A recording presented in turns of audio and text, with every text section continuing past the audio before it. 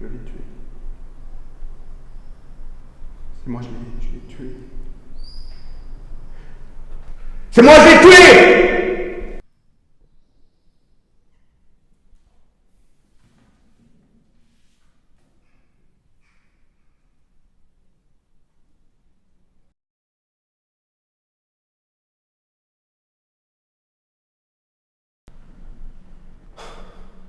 C'était le 12 août,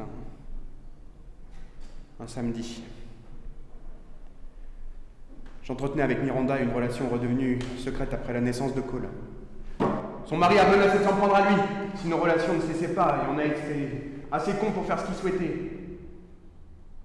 Enfin, on s'était mis d'accord, elle et moi, pour que je vienne tôt le matin, pour pouvoir charger le plus d'affaires possible pour qu'elle puisse fuir Hardy avec ses enfants. Vous savez déjà qu'il les violentait, je suppose, donc je ne m'attarde pas là-dessus. J'étais tellement content qu'enfin elle s'en sorte, que je me suis dirigé chez elle tout sourire. J'ai attendu, garé devant l'immeuble d'en face, que son mari parte. À peine avait-il tourné au feu que je me suis rué chez elle. J'ai pas attendu qu'elle me sourisse en ouvrant, je l'ai serrée dans mes bras. J'ai senti que quelque chose clochait, puisque elle m'a pas répondu, elle n'a pas ri non plus. Elle est restée stoïque. Elle m'a chouillé l'intérieur de sa joue et ses yeux fuyaient mes mains. L'excitation est retombée dans l'instant. Je me suis empressé de lui demander si tout allait bien. Elle n'a fait que hausser les épaules. J'ai examiné son visage, ses bras découverts, il n'y avait aucune trace de coup. Par précaution, je lui ai quand même demandé confirmation. « Il t'a frappé ?» Elle a répondu « Non, non !» C'était un nom étrange. Il sonnait comme une bonne nouvelle, une promesse. Alors j'ai su. Avant même qu'elle m'explique, j'ai compris qu'elle ne viendrait pas avec moi ce soir. Qu'elle le ferait jamais d'ailleurs. Je me suis senti submergé par une immense vague de déception, je me suis noyé. Elle m'a anéanti. J'ai tout fait, je l'entendais d'une oreille là, s'excuser encore et encore. J'avais envie qu'elle arrête. Je crois lui avoir hurlé de le faire. Elle est partie en courant vers la chambre qu'elle partageait avec lui, je l'ai rejoint.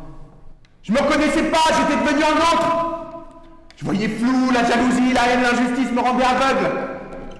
Je la voyais à peine, sur les genoux, la tête dans les mains, pleurer comme elle le faisait sur mon épaule, en me répétant qu'elle aimait que moi. Pour une promesse jetée un samedi matin, elle a remis en question chacun de nos projets, et je suis devenu fou!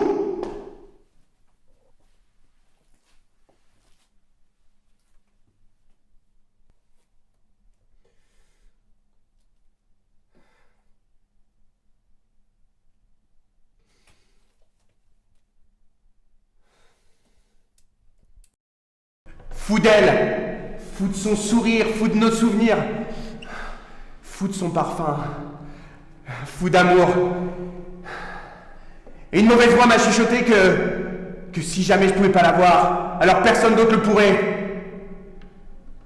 J'ai vu mon regard noir dans le miroir, elle a planté ses yeux dans les miens.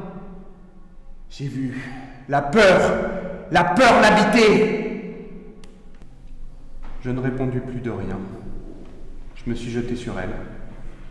Je l'ai saisie par les cheveux et je l'ai forcée à se relever en tirant dessus. Je l'ai traînée derrière moi pour la ramener dans leur salon. Je l'ai jetée sur le carrelage et je l'ai giflée. Bordel, elle pleurait et je la frappais. Je valais pas mieux que son connard de mari. Je l'ai tapé encore et encore. Jusqu'à ce que le démon en moi remarque le couteau sur la table, et que d'un coup, d'un seul, il se termine dans son cœur. Je l'ai tué. J'ai vu ses yeux se révulser, revenir à leur place, sa bouche s'entrouvrir. Je l'aimais, je l'ai tué. Elle est morte par ma faute. Je suis désolé.